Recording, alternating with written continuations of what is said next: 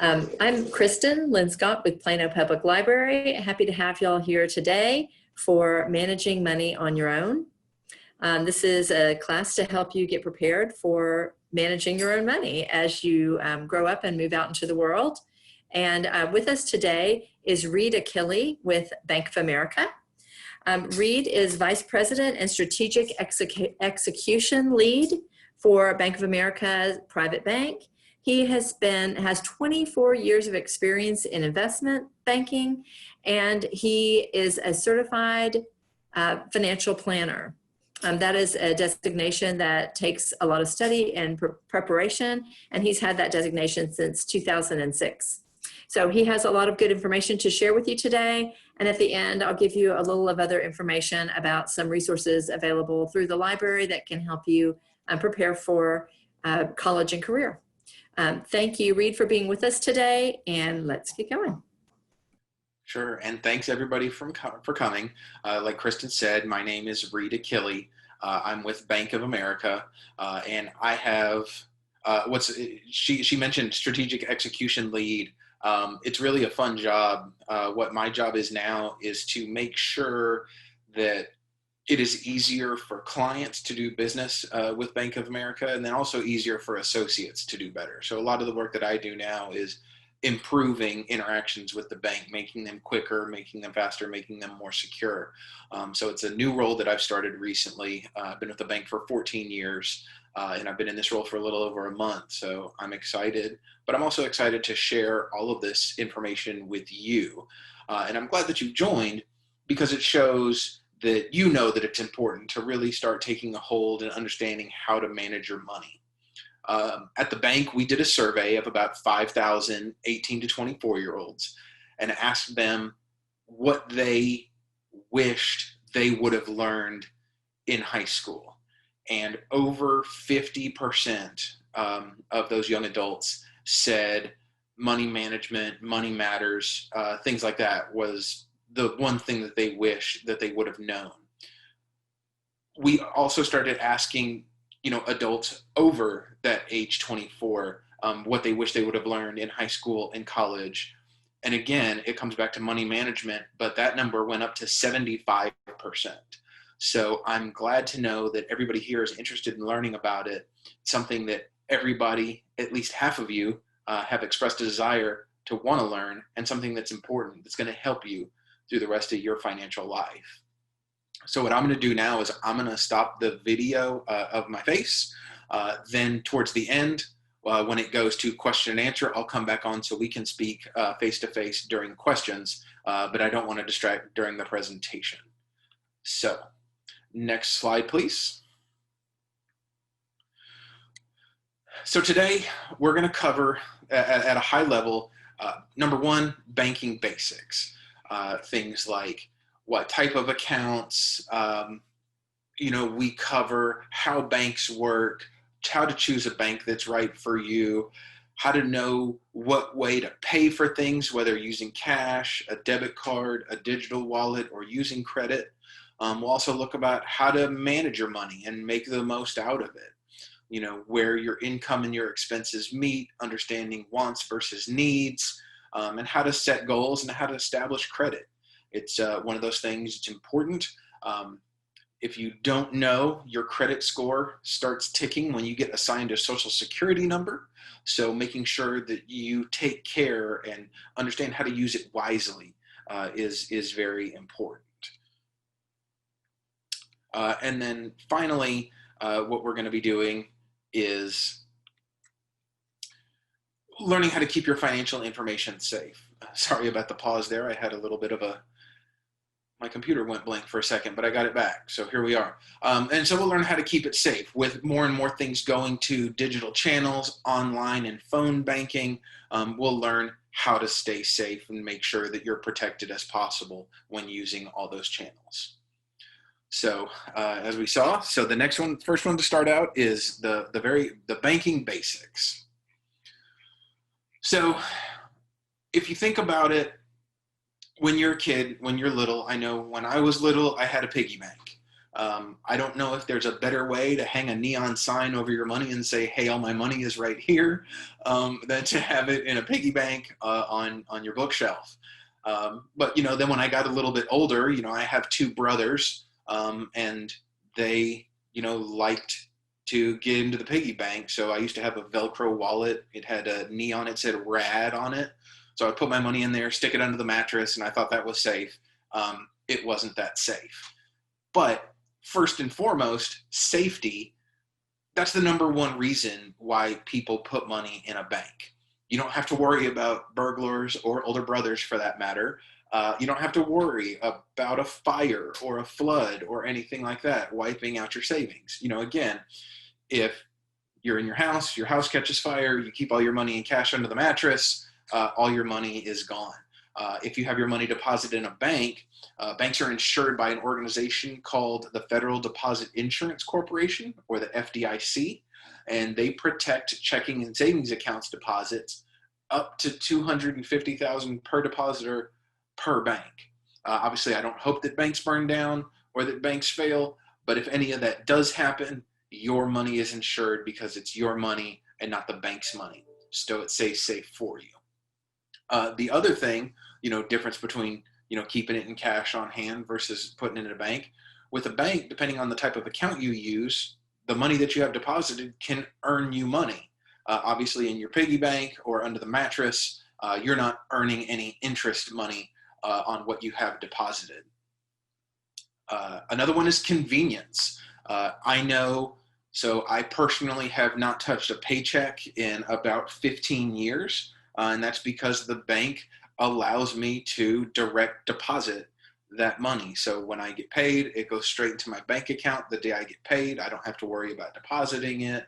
I don't have to worry about losing my check. I don't have to worry about an in-between time, between when I get paid and when my money's available. On payday, it's available because I direct deposit it. The other part of convenience, I'm sure you've seen a lot of the ads on TV, is mobile banking or cell phone banking. If somebody pays you in a check, you can take a picture of the check and that deposits to your account. You can also link it up to some of the other online wallets like PayPal or Venmo or anything like that. And those earnings that you get through those type of services can be transferred over to your bank as well. The other thing, if you think about payments, if you have to make a payment, whether it's for a cell phone or if you pay for Netflix or anything like that, you can set up an automatic payment from your bank account so that you also don't have to remember to pay that cell phone bill or that Netflix bill. One of the things that we'll talk about a little bit later is helping to establish credit, and making on-time payments is one of those things that helps you establish good credit.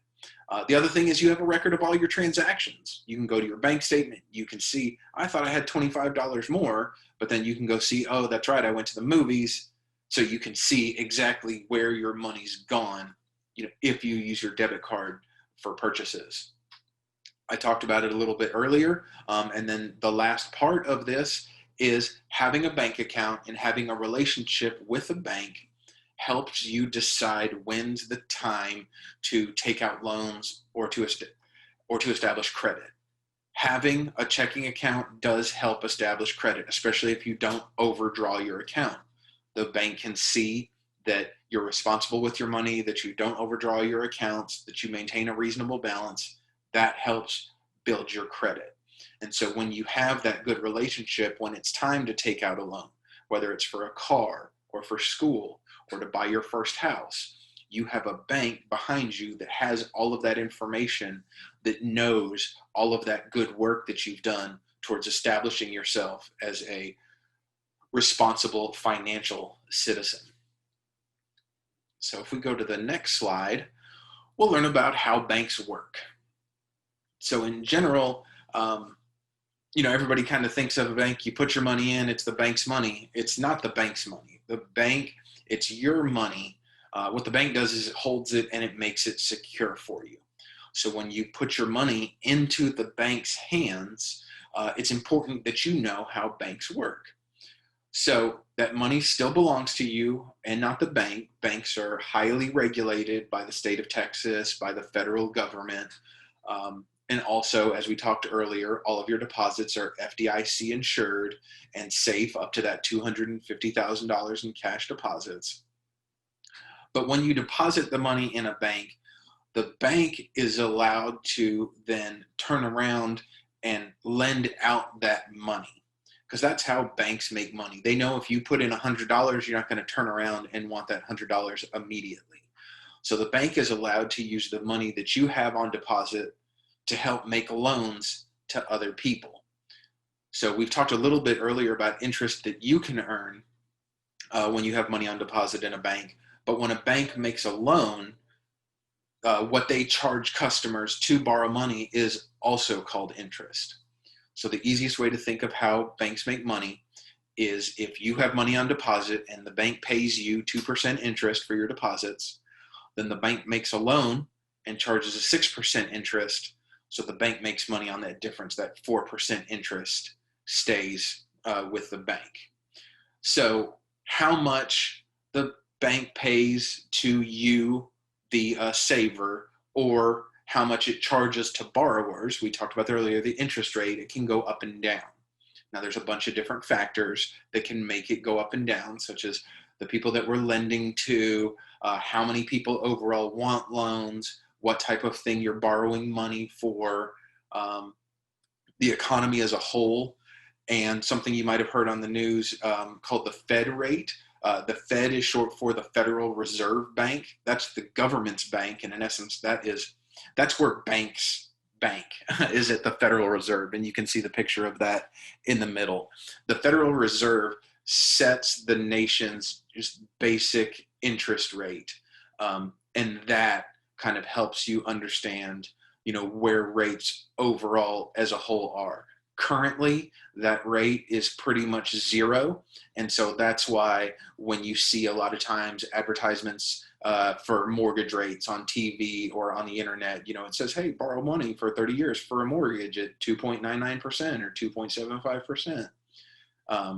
I grew up in the 80s, and I remember when a good mortgage interest rate was 16.5%. So it is a rate that can change. It can change significantly. That doesn't mean the 16% rate from the 80s was bad. What it means is that the Fed rate in the 80s was a lot higher than the Fed rate is now. But that just kind of gives you an understanding as to where interest rates come from and how banks make money. But it also helps you understand your decisions as to whether or not you want to save or you want to borrow money, depending on what kind of interest rate you were going to get. So then if we look at the next slide, this helps understand how you choose the bank that's right for you. Right now in Plano, Texas, if we're talking about location, you can pretty much drive down any major street, and at any major corner, you're going to see a bank, whether it's Wells Fargo or Chase or Citi or Compass or BBVA is Compass, or Bank of America or any of the local banks like Guarantee. Looking, is there a bank nearby? Is there a bank that's convenient to you physically in your location? That's the first and foremost, because nobody wants to drive 45 minutes to go to the nearest branch of their bank.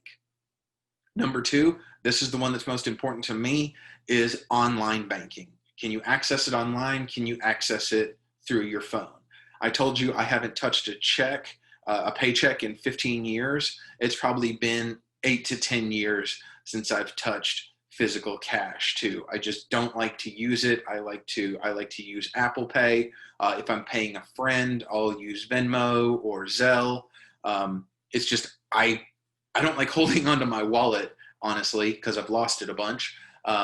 So I love online banking. It helps me make my bill payments on time. I can set up a bunch of the automatic payments that we talked about earlier. And if I need to pay friends, I can pay friends directly and securely, through some of those internet channels. And then it goes directly into their account too, so they don't have to wait the couple of days for it to hit their account. So there's a lot of stuff that's changed just over my lifetime, stuff that I never would have imagined, that you would have a phone in your pocket and you can do your banking from it. And like I said, I grew up in the 80s. So, I mean, it's not that it was that long ago. And there's been some significant changes just in banking as a whole. We kind of talked about online and mobile banking. The next one, for those of you that do value having cash in your hand or needing access to actual cash, where are the ATM locations? Is a bank going to charge you money to take, are they going to charge you a fee to take money out of another bank's ATM location, right? Obviously, I work for Bank of America, so I bank at Bank of America. I can tell you that I get charged a fee if I take money out of a Chase ATM. Now, there's more than enough Bank of America ATMs that if I ever do need cash, I have access to it without a fee. But with all of you in high school and going to college soon, I can tell you that I went to the University of North Texas.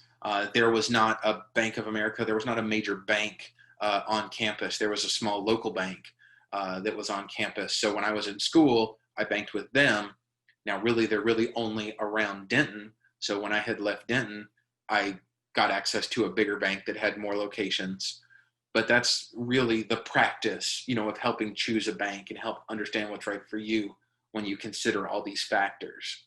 And the last one, student offers. Like I said, a lot of banks will advertise free checking or no fee checking or no fee banking. But there are some requirements that you have to hit, such as you have to do direct deposit. You have to have so much on deposit to meet that guideline. A lot of times as students, you're not going to meet those regular guidelines, but many banks offer special student savings accounts or offer special account benefits to students if you're enrolled in high school or college. So make sure that you check those out and choose the institution that's right for you, that gives you everything that you need. And if we go to the next slide, we've heard a lot about bank accounts, but generally bank accounts come in two flavors, whether checking accounts or savings accounts. And again, this is where you need to understand what you are going to need and what's going to benefit you most. And maybe the right answer is a combination of the two. I can tell you right now, I use a combination of the two because I don't need immediate access to all of my funds, like it says in a checking account. ATM withdrawals, I've told you before, not really high on my list, but if you do need to take money out, a checking account's going to be the way to go. If your account comes with a debit card that allows you to take ATM withdrawals or to make purchases at locations such as restaurants, gas stations, anywhere that you would spend money on a credit card, some debit cards have the ability to take money directly out of your account and spend that way. I honestly cannot remember I've seen anybody physically write a check, but if writing checks is important to you, a checking account would be the way for that. We talked about bill pay. We talked about online and mobile banking. Some checking accounts do earn interest. Not all of them do. But if you are looking at an account that is going to bear interest, that's on the right-hand side. That's a savings account. It's where you set money aside for goals, because that money set aside, and as you can see on point 2, there is a limited number of withdrawals and transfers from savings accounts. So those tend to have a higher interest rate than a checking account that pays an interest rate does. Like I said, typically checking accounts don't, but if they do, it's going to have a lower interest rate than a savings account. Typically, a savings account is only going to allow you to take somewhere between 3 to 6 withdrawals a month. And I can tell you right now, because I use my checking account to pay my personal bills, I know that I have more than 6 bills every month. So that wouldn't make sense for me to pay bills from a savings account because I would have too many transactions for it to count as a savings account. Savings accounts are specifically designed to help you save for your goals. And they help you save by giving you that interest rate that helps you make more money. Checking accounts really are designed to give you easy access to your funds and to transact day to day. So those are the difference between the two. So if we're going to the next one, we talked about how to choose the bank that's right for you. How do you choose the account that's right for you? We've kind of talked about a couple of those options right now. You know, how much access you're going to need to your account, things like that. But again, number one, particularly as students and as high school students, specials. Are there any discounts that apply for students? Are there special rates? Are there special fees? Are there special things like that that help you? The other thing is an opening amount. I saw a flyer in the mail the other day for a Chase account that was offering a special, but you had to have $15,000 to open it. So it really, I didn't have $15,000 on hand to go open an account to get an opening special. So that was one, that's not the right account for me. So I could mark that off. You're talking about an amount that's required to open. Looking at number 3, isn't there an amount that you're required to keep as your account balance to not have any fees? Again, looking at number 4, are fees. Are there monthly fees to maintain your account?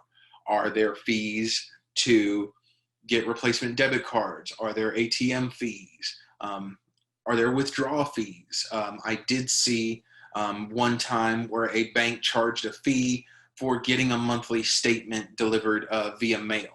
So make sure that you understand what all those fees are when you're applying for an account.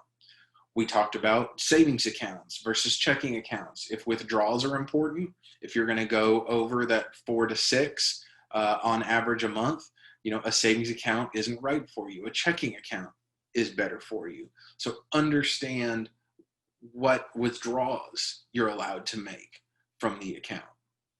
If you're looking at number 6, overdrafts, if you withdraw more money than what's in the account, is there an overdraft fee? Will the bank let the transaction go through but charge you a separate fee? Or will they let you link it to another account that in case you do go over, that it allows that to go through and it pulls from your other account so you don't get an overdraft fee? You know, that one's important too. You know, we're talking about checking and savings accounts. Looking at number 7, transfer fees. Are they going to charge you a fee to move money from your checking account to your savings account? Or if you transfer from your account to your parents' account? Understanding, you know, what all is going to be available to you for free or what's going to be a charge. And if there's a charge, what that charge is going to be. And then finally, replacements. This typically comes up for debit cards.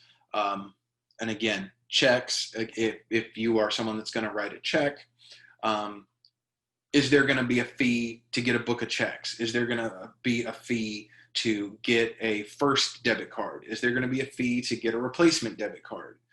Is there going to be a fee if you write 10 checks a month versus 8 checks a month?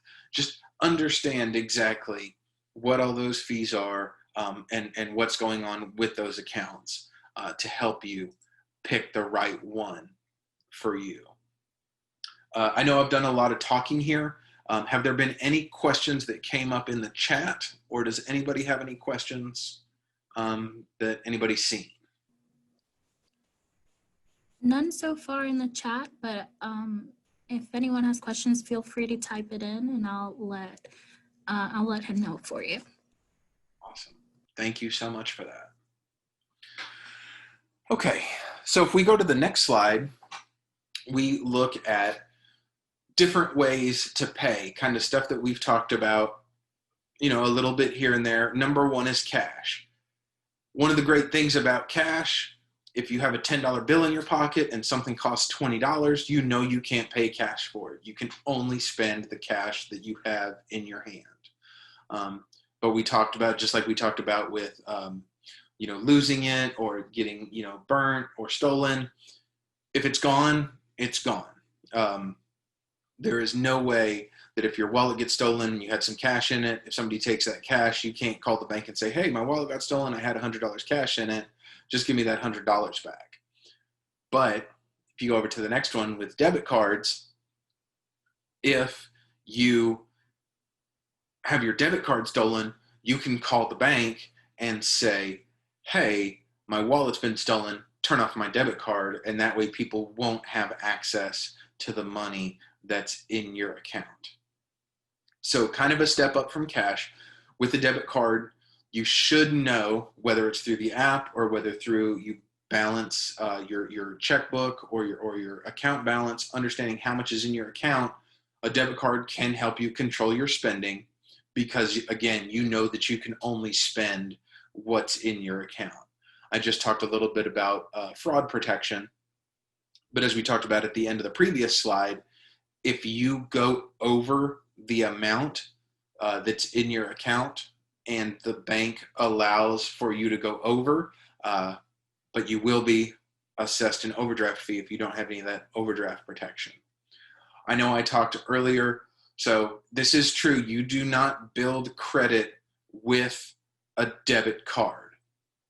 However, having that checking account with a bank, it does help you build your relationship with a bank, which could help you get credit easier. Your official credit score will not be benefited by your debit card, but if you are applying for credit for the first time and you have a long-standing relationship with a bank where you've never overdrawn your account, a checking account, a savings account, a debit card, will help establish that relationship. I talked to you about one of my favorite ones, the digital wallet. You can store digital versions of your debit and credit cards on your smartphone. Particularly now, as we're, in this pandemic, with COVID being so easy to spread, I love Apple Pay. I don't have to hand my card to someone. I don't have to touch anything. I just wave my phone in front of the scanner, and then, it transacts just like using my debit card. So this is my personal favorite one, especially right now, is the digital wallet. It does have some of the same cons, both of debit cards and credit cards, depend on what's linked to your digital wallet. And with the credit card, if you don't pay it off every month, you will be subject to interest charges. So going over to credit cards are a good, safe, and easy way to build credit when used correctly. And the correct way to use them is to pay off that balance every month. Use it only for emergencies. A credit card is not an invitation to spend money that you don't have. A credit card is borrowing money for a bank, and it does cost interest to do it. So just like it says below, carrying a balance results in interest charges, and it could hurt your credit history if you pay late or carry too high a balance. It is definitely not a good idea to max out your first credit card as soon as you get it. That is the quickest way to get a poor credit score, is to run it up immediately after getting it. So, but that's something, again, we'll talk about credit a little bit later as we get into it. But just as a little preview, in essence, the way that credit cards work, you borrow money from the bank, you charge it on the card.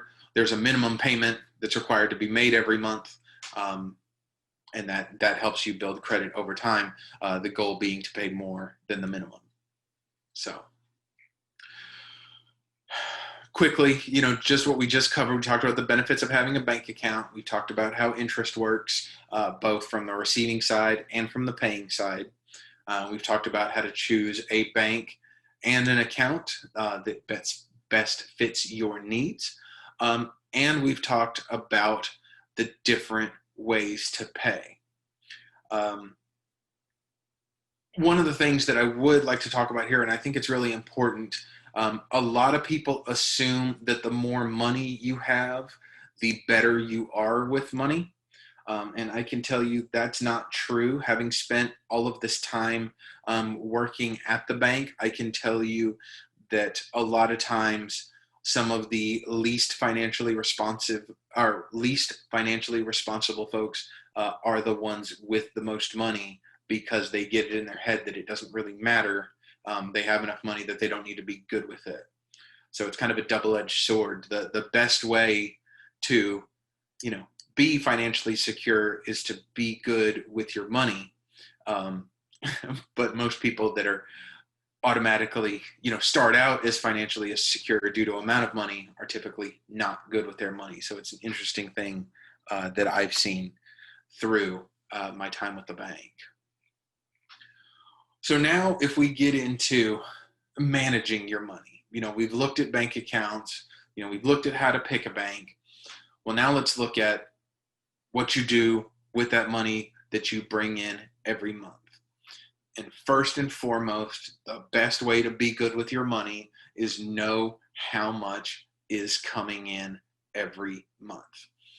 So what we have here is an example, of somebody that does some chores around the house, that has a, small job. Looks like they have a waiting job because they get some tips. And so they get $60 a month in allowance, and then they get $100 a month in wages. It looks like tips is pretty steady, but you can see there in July that, they had an outsized month. But what this helps to show is that typically this person has $200, $210 a month of income. You can see that there's a couple of months there that are more and some that are significantly more. But the easiest way for this person to get in trouble is to look at July and see that they have $510 of income and think they're going to have $510 a month of income going forward. I mean, you can look back at the 6 months before and see that $510,000 a month is really the outlier. It's not the norm. So if they were going to estimate how much they could spend, it would be better to estimate closer to the 210 than it is to the 510, because it looks like that 510 doesn't happen very often, whereas the 210 happens most often. So it's really, if you are going to be managing your money, start with how much comes in. Before you take any commitments of paying any money, understand how much money you're going to have to spend. So we looked at that bottom line where it says wages. So wages means they have a job, and a job means they get a check. So if you look at number one, every time you take a job's going to say, hey, we're going to pay you $1,500 a month. That's known as your gross pay. Nobody makes gross pay, because immediately from their gross pay come deductions. And there's two kinds of deductions: mandatory and voluntary. So section 2 are the mandatory deductions. Those are the ones that you have to pay by law that you don't have a way around. Number one, federal income tax. We live in Texas, so we don't have state income tax. So that's not one that we would pay here. But let's say you go off to college, you get a job while you're in college, you're in another state that does have income tax, look for that to come out of your check as a deduction. Another one that's mandatory, Social Security tax. The Social Security tax rate is 6.2%.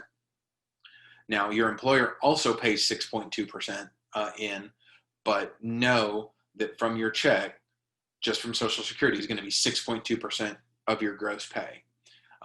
Then the last one is Medicare. Medicare is 1.45% of your gross pay. And so the other, we're talking about percentages. Federal income tax, there's a range. It's anywhere from 10 to 38%, give or take, depending on how much money you make in your gross pay. But if we're adding things up, at a minimum, we're looking at almost 17% of your gross pay is a mandatory deduction. So if we're doing estimates and rounding, you have to think, if they say, I'm going to get paid $1,500 a month, you only get paid 80% of that, right? Because the other almost 20% of that goes to your mandatory deductions. Then the next ones are voluntary deductions. First, there is health insurance. Most of you are probably already covered by your parents' health insurance right now, but I'm not covered by my parents, so that's one that I pay. I pay for health insurance because if you go to the doctor without insurance, that is a significantly higher cost than if you go with insurance. Another one is a 401k or retirement savings account. When you pay into Social Security does provide for retirement income when you retire. But let's say you want more than that. The way to do that is to also contribute to a retirement savings account, such as a 401k or a 403b or an IRA account. Those are voluntary deductions that are going to come out of your paycheck. An FSA is a flexible spending account for healthcare costs. So if you have health insurance and you have FSA contributions, a lot of times banks will match, or not banks, but employers will match FSA contributions. So you can, help, cover some of your medical costs or health costs, with an FSA. Last one is a commuter benefit. When I first started working for the bank, I worked downtown. Now I live at the north end of Carrollton, and so that was a long drive. I would take the DART train. So they had DART offered benefits to where if you signed up and did a direct withdrawal from your paycheck, they took 50% off the cost of a DART pass. So I used that because it was a lot cheaper to ride the DART downtown every day than it was to drive down the tollway, pay tolls, pay gas, pay for parking. And so those are things, that are important to look at when you're looking at deductions from your check. Then what comes to number 4 there in the red is what your net pay, that's also called take-home pay. That's the amount that gets written on your check or direct deposited into your account if you've chosen the direct deposit method. So when you hear people say, oh, I make $1,500 a month, it's important to know whether or not that's $1,500 gross or $1,500 net. But as we talked about on the previous slide, gross isn't what comes into your account. So if you're budgeting and trying to understand how much comes in, you need to look at net pay, not gross pay, because that's actually how much is hitting your account. Now, if we go to the next slide, now we need to understand what your expenses are. This is one that was the most surprising to me, but the highest amount of spending for teenagers is on food. The reason why it's a surprise to me is because I have a daughter. She's not a teenager yet, but I'm always feeding her. Breakfast, lunch, dinner, snacks, knowing that when she is a teenager, that on top of all of that is, spent and provided here at home, that also goes to food, that's, important to know, and something for her to know as well too, to know that you need to budget the most for food, because that's typically where teens spend the most money. It is higher than clothes, shoes, video games, movies, concerts, electronics, cell phones. The highest amount is food. And the point of the graphic here is to know what your expenses are, and not a general understanding of what your expenses are, but exactly what your expenses are. You might not realize how much you're spending when you go to Starbucks, if you go to Starbucks once a week or twice a week, or how much you're actually spending. I know if you get a cup of coffee, it's $2.50, but if you get a Frappuccino, that can go up to $6. So understanding, where all that goes, and then looking back and saying, oh, I just went to Starbucks a couple of times. That was only $3 or something. But knowing exactly what it was will help you understand where your money's going. It'll help you budget better, and it'll also help you as you're trying to save. If you need to adjust some of your spending, it'll help you understand where you need to adjust from based on what you're spending your money on. I always like to say, try it for a month. Write down every single cent that comes in and write down every single cent that goes out. When I started doing that, it was amazing to me where I was spending money. My number one was food also, and that doesn't include grocery bills for my household. that was just on money that I spent going out to restaurants at lunch, and dinner and on the weekends. It was a shock to me. I would have a refrigerator full of groceries and then would still turn around and spend that much money on food. So when I went to adjust my spending, I was able to take it mostly from food because I did have all of that written down. Going back, real quick plug to some of the banks that you pick. A lot of times some of the apps and online access to your accounts will track some of your spending for you too. So that's also a good place to double check kind of where you spend. So this is what we have. This is what we have here.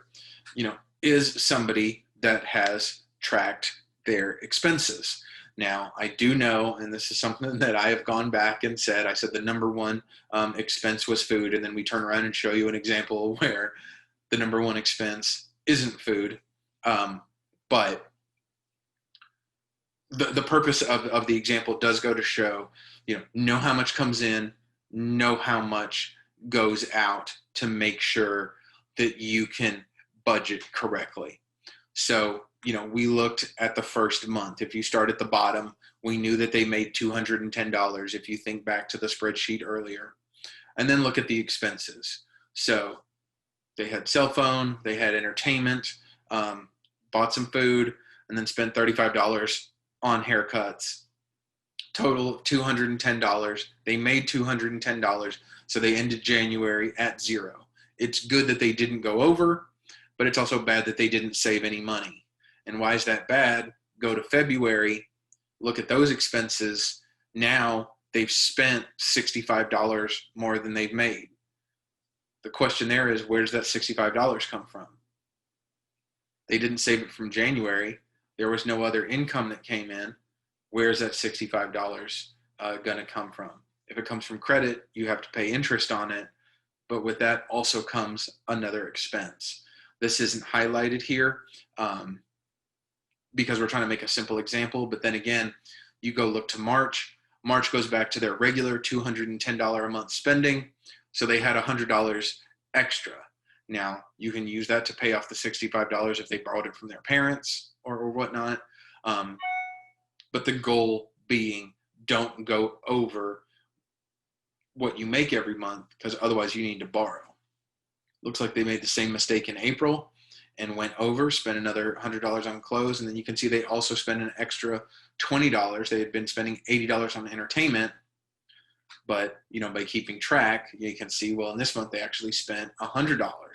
So that was an unexpected additional expense. Going back to May, back to the $210. June, they made a little bit more money, so they spent a little bit more money. July, made more money, but spent more money. But you can see how you don't want to overestimate how much is coming in, just like you don't want to underestimate how much is going out. Because if you run into those months where you're spending more than you're making, where are you going to get that money from?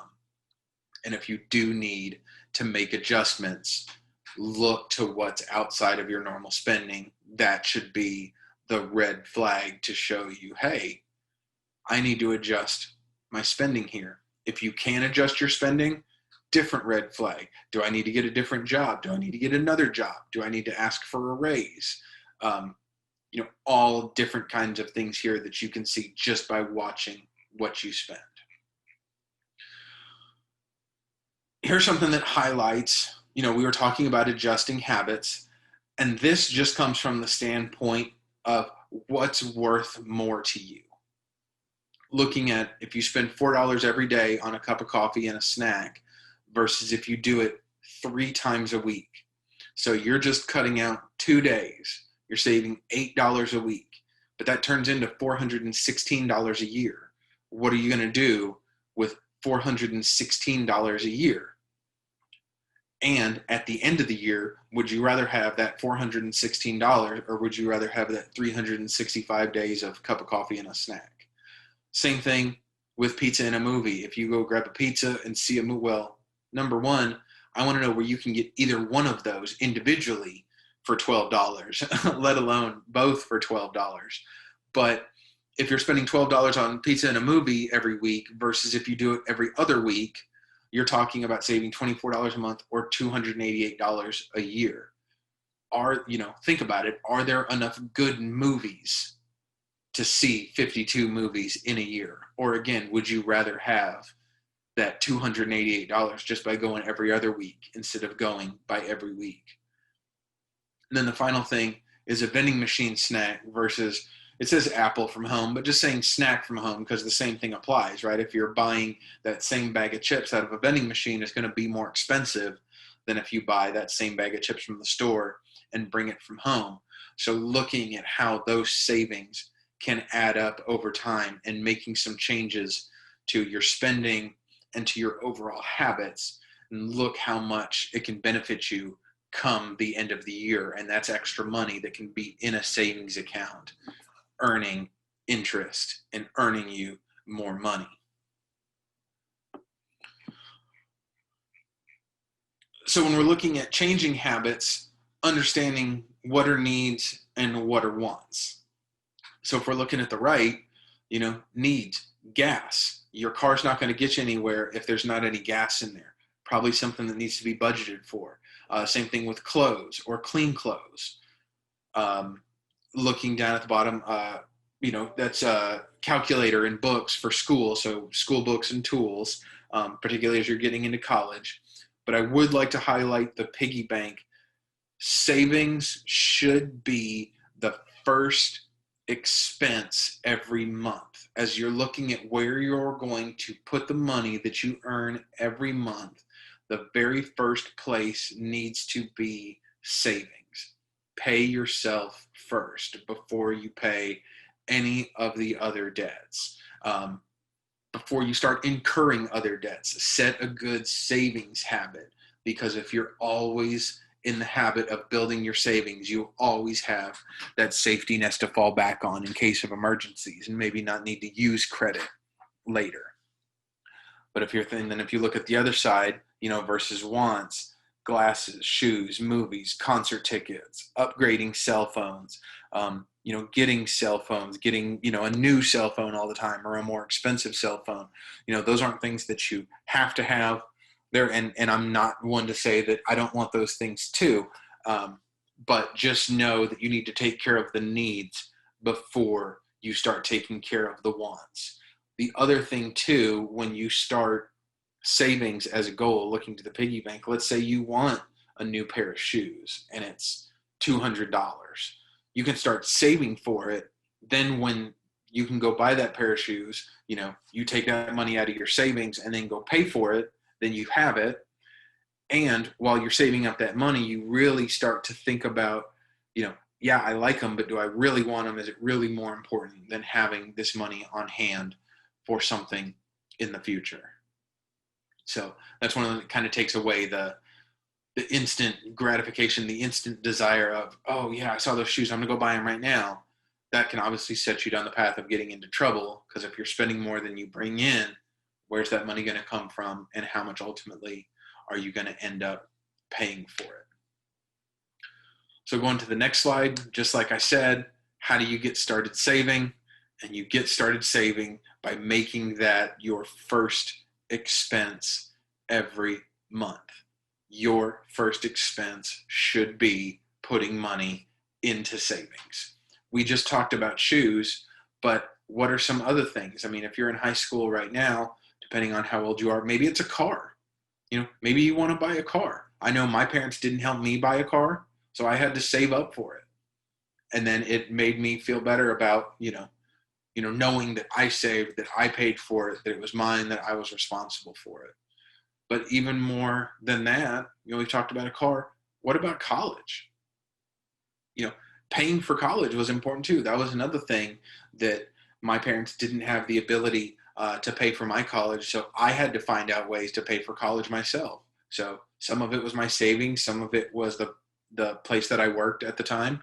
And some of it was taking out loans. But the more that you save, the fewer loans that you have to take out. So again, number one, put money away for yourself. Make yourself the priority. Pay yourself first. your first going to savings should be your first expense every month.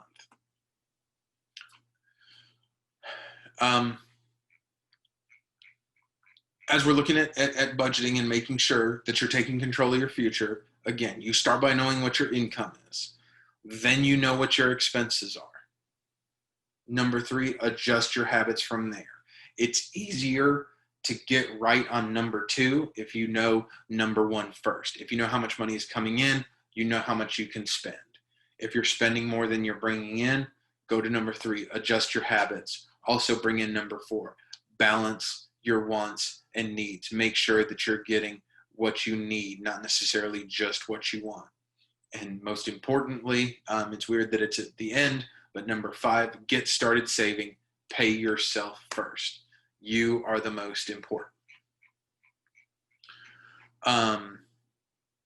Real quickly, I know we're coming up. I got 7 minutes left here, so I do want to leave some time for questions. So we talked about credit. Credit is borrowing money to cover things, whether it's using a credit card, whether it's buying money for a car or a house or for school.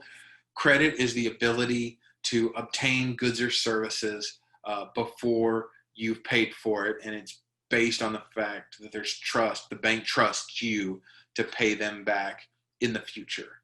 When you use it properly, it can help you reach your personal and financial goals. Again, cars are expensive, houses are expensive, college is expensive. People don't have that money just laying around, and using credit is a way to help you reach that. It's also important as you're moving out, as you're getting towards the end of high school, maybe you want to rent an apartment. You have to have good credit to be able to rent an apartment. As you start paying for your own car insurance, credit is one of those things that goes into insurance rates now. Establishing good credit habits as early as possible helps you get better interest rates in the future and helps you get the things that you need later in life. And it also allows you flexibility, right? One of the things that I have, because I've prioritized making good credit, I have a credit card that's one of those cash back credit cards. So as many of the bills that I can pay on that credit card, I do, but they're also already budgeted expenses. It's like my water bill, my electric bill, my cable bill, my internet bill, my cell phone bill, stuff that I've already budgeted for. So I pay all those with that cash back card. I turn around and pay that card off immediately. And so I still get the cash back. So that gives me the opportunity to actually make all of those bills cheaper, because the bank that holds my cash back card is giving me cash back for using the card, but I'm not incurring an interest cost because I'm paying it off before the end of the month. So my credit card, while it has a lot of activity, it doesn't carry a balance. And that in turn helps to have a better credit score, so that when you go for those larger purchases that you can't pay off immediately, like a house, like a car, like college, you will get better rates on those loans as well too. So we've talked about building credit. All of the money that you borrow and all of the accounts that you open are reported on your credit report. That is a history of everything. If you've ever seen one, it has every single credit account that you've ever had in your life, whether they're open, whether they're closed, if you've paid it back on full, if you've paid back more than the minimum, if you've got balance increases, if you've got late fees, if you've got no pays, all of that will be on your credit report. What's not on your credit report is your credit score. However, the information from your credit report helps determine your credit score. You can see the most important parts of that is your payment history and the amounts that you owe. So if you pay your credit, if you pay your bills on time, every time, and you are constantly paying down your credit balances, that is 65% of your credit score. That is the most important thing that you can do, is pay on time and pay more than the minimum. As you get older, your credit history will build and get longer. The types of credit in use, a mortgage credit is better than like a Macy's, like a store card credit. So the types of credit is important to go into that mix as well. and then also new credit. So what that means, it's like golf. You want to have less new credit than more new credit, because the more new credit you apply for, that shows that you may be over leveraged and you need more credit to cover your expenses. So if you're always applying for credit, that's going to drive your credit score down. So if we go to the next slide, how do you build credits? Like we talked about, open a checking account, have a relationship with the bank. Number 2 is open a secured credit card account. So what that is that's a credit card. You give a bank $500 and that's your credit limit. Now they will still send you a bill, because if you use it like a prepaid card or like a gift card, what that'll show, that'll report to your credit as a no pay. So it's good to understand the difference between a secured credit card and a prepaid card. A secured card, you're putting down the collateral, but you're still responsible for making payments. So, but that's the easiest way, because you can build credit history by having that card. Have a family member add you as an authorized user on their credit card. Then you get all of their credit history. That helps you build your credit score and your credit history sooner. And then also is have someone co-sign on a loan for you. That was something that happened. I can tell you, when I got my first apartment, when I went to college, I didn't have credit. My mother co-signed on my apartment lease for me because I didn't have credit, so they wouldn't lease an apartment to me. So my mother had to co-sign for me, and then they based it on her credit as well as mine. That one's tricky though, because if you don't pay and your parents have co-signed for you, that hits your parents' credit report as them not paying either, and that will be detrimental to their credit score. So you do have to understand that anything that you do, it's not just for you, it also reflects on the person that co-signed for you. So going into the next one, just some of the do's and don'ts. Do make sure you pay your bills on time, pay them in full or more than the minimum, and monitor your bills and your credit report. Don't use all of your credit. Don't close unused accounts. We talked about credit history going in and the length of your credit history. So if you close any unused accounts, that shortens your credit history. And just like we talked about with new credit, don't apply for too many credit cards or lines of credit, because that is also a negative on your credit score. Real quick, here is the last one, is looking at what using a credit card would do.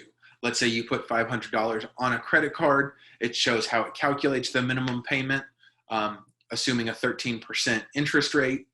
So that thing that cost $500, if you pay $1,500 a month, it'll take you 3.5 years to pay it off, and you'll have paid $124 in interest. So really that thing that cost $500, you paid for it for 3.5 years, and it really cost you $624. But if you start to look at it as you multiply it out, so now let's assume that something costs $3,000. You look at the minimum payment. The minimum payment is $65 a month. Again, this is the same thing as the 13% interest rate here. So it would take you over 17 years to pay off that $3,000. You'll have paid $3,000 in interest. So that $3,000 thing you paid on for 17 years, and it ended up costing you $6,000. If you can afford $200 a month, that $3,000 thing, now all of a sudden you've only paid for it for a little under 1.5 years, and it will only cost you $3,317. So there is the illustration of paying on time, paying more than the minimum, and using a credit wisely to help you get those things that you need, and minimizing the interest cost to you. So if we look at the next slide, that shows the key takeaways thing that we had: pros and cons of borrowing, credit reports and scores. We've looked at how to build good credit and how to keep good credit using the do's and don'ts, and then using it wisely and making sure that you're not paying too much. I know that we're a little bit over, but I think the next section is pretty important, and I can cover it relatively quickly, and it's going to be kind of common sense for everybody here, but it's staying safe. It's keeping things safe, just like we've talked about with things going more and more to online and to mobile platforms. Keep all your information safe. And number one is to use strong passwords. The most common password is password. So typically, if someone's going to steal your online information, the first thing they're going to try is password as the password. So use a strong password. Some phones, like I know I have an iPhone. On my iPhone, it recommends, it's got a bunch of special characters, capitals, dashes, things in that. Those are good, strong passwords. Also, watch how much you share online. A lot of times, criminals will look at Facebook, and see if you're reporting that you're in Florida or California and they know that you live in Plano, they know that your house is empty. So watch how much you share online about where you are and kind of where that stuff goes. The next thing, secure your phone. Don't just have it automatically unlock. Use the face or the fingerprint or anything that, just make sure that people can't get into your phone easily. Also, don't keep sensitive information on your phone, right? Don't keep your social security number. Don't keep your credit card numbers. Don't keep a lot of that stuff easily available on your phone. So that way if somebody gets into it, they can't take all that information. And then most importantly, the last one, keep your technology up to date. This is something I was actually speaking with a colleague about earlier today, and they were complaining about all of the updates. The majority of updates, whether it's your phone operating system or the apps themselves, most of those updates are security updates. So always make sure that you're taking those updates and making sure that you're keeping your devices as safe as possible. So with that, I know I wanted to give time for questions. So I will turn the camera back on. While I'm doing that, you can always go to bettermoneyhabits.com. That is our website where we house all of this information, and you can get information on any of these things that you see available, from credit, debt, saving and budgeting, all the way over to taxes and income. You can get additional information there at bettermoneyhabits.com to be able to answer any of those questions. So, like I said, so now I do have my camera on. So if anybody has any questions, please feel free to ask them now.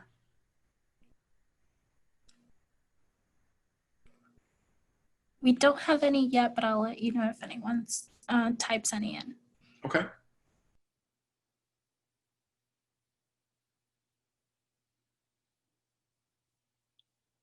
And then that, Kristen, I know you had a couple of things that you wanted to cover too. So if we wanted to do some of that while we're building a queue, we can go to that.